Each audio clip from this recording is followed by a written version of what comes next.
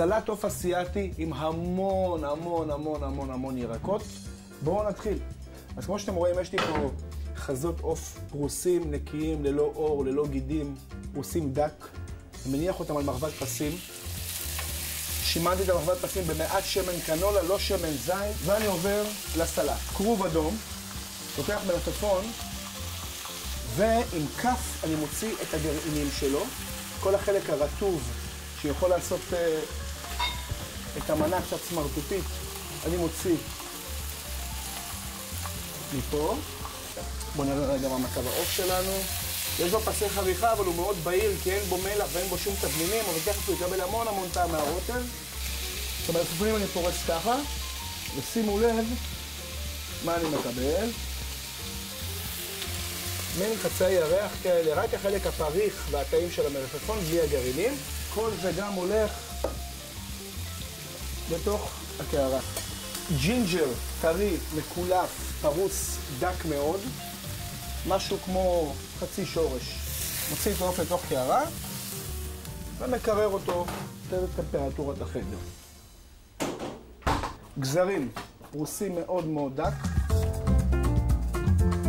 סלר אמריקאי הולך מעולה, ואני גם פורס אותו קצת באלכסון, כי תשימו לב, את הבפנים שלו, אני רוצה שכל הרוטב ייכנס לתוך החלק הזה, וככה ייתן לו מין כבישה מהירה כזאת.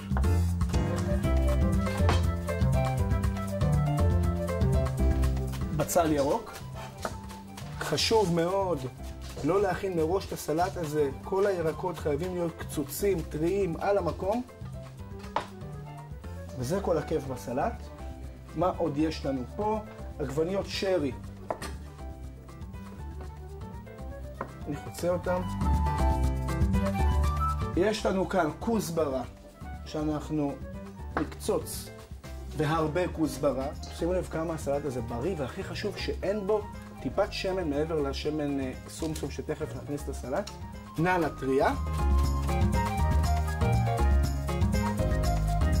העוף שלנו.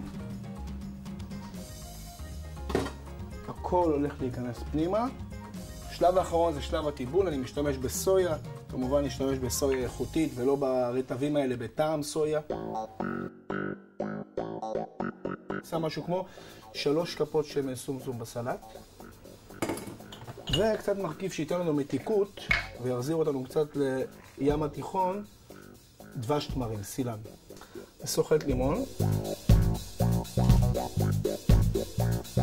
זה שלב שאנחנו בעצם רק מערבבים, וחשוב לאכול את הסלט הזה באמת על המקום. שימו לב כמה צבעים יש בסלט. שם מעט מהסלט. אם אנחנו כבר באסיה, אז אנחנו גם נשים צ'ופסטיק לסלט. הסלט הזה הוא בקלות יכול להיות מנה ראשונה, ואפילו עם קצת אורז לבן בצד, גם מנה עיקרית יכול לעבוד פה יופי. חברים, זה נשאר לאורחים, אני לא הורס מזה, ומזה אני איתם. עכשיו, לא צריך צ'ופסטיק. אמה.